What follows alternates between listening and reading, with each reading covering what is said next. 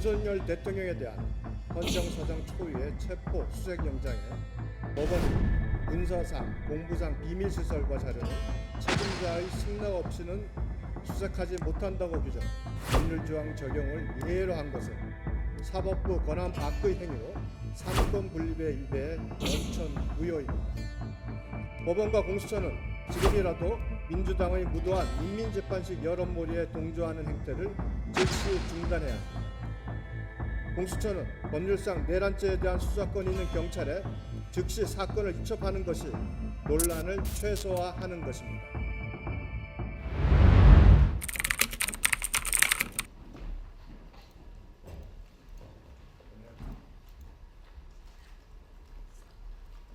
국민의힘 법사위원 윤석입니다.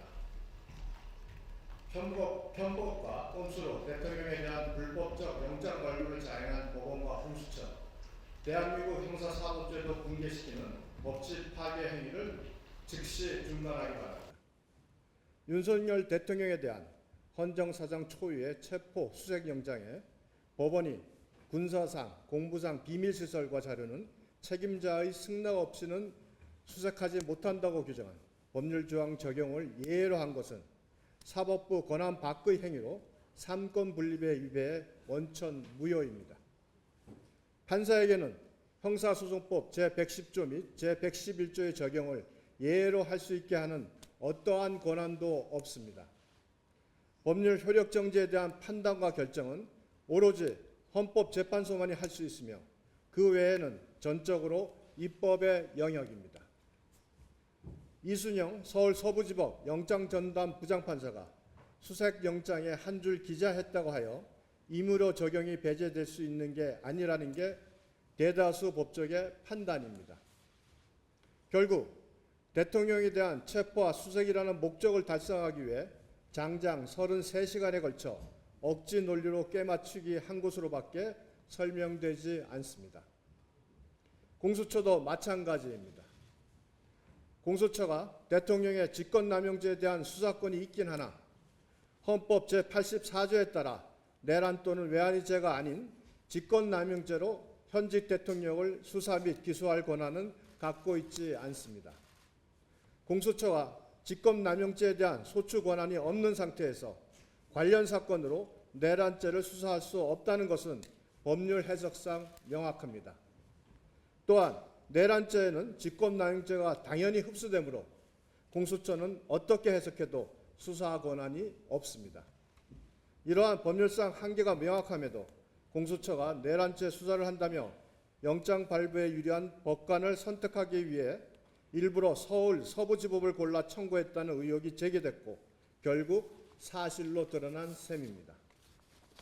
처음부터 공수처는 1심 재판은 서울중앙지법 관할로 한다는 규정의 예외 조항을 적용할 만한 아무런 근거가 없음에도 진보 성향 판사 모임인 우리법연구회 출신의 영장 전담 판사가 홀로 있는 서울 서부지법에 영장을 청구했습니다. 판사 쇼핑이라는 우려와 비판이 충분히 예견되었음에도 공수처가 서울 서부지법에 영장 청구를 강행한 것은 편법과 꼼수를 넘어 대한민국 형사사법제도의 붕괴를 불러오는 노골적인 법치 파괴 행위입니다.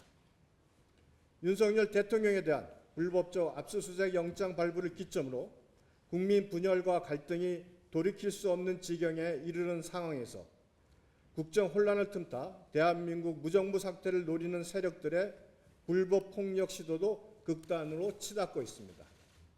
실제로 민노총은 내부 공지를 통해 1월 3일 자정까지 복면을 착용하고 집결해 경호처 총기 사용을 유도하고 총기 사용 시 일제히 관저 진입 계획까지 하달하였다는 믿기지 않는 제보도 들어오고 있습니다.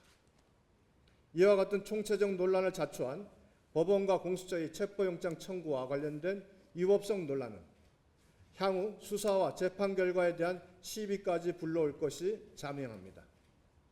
법원과 공수처는 지금이라도 민주당의 무도한 인민재판식 여론몰이에 동조하는 행태를 즉시 중단해야 합니다. 공수처는 법률상 내란죄에 대한 수사권이 있는 경찰에 즉시 사건을 이첩하는 것이 논란을 최소화하는 것입니다.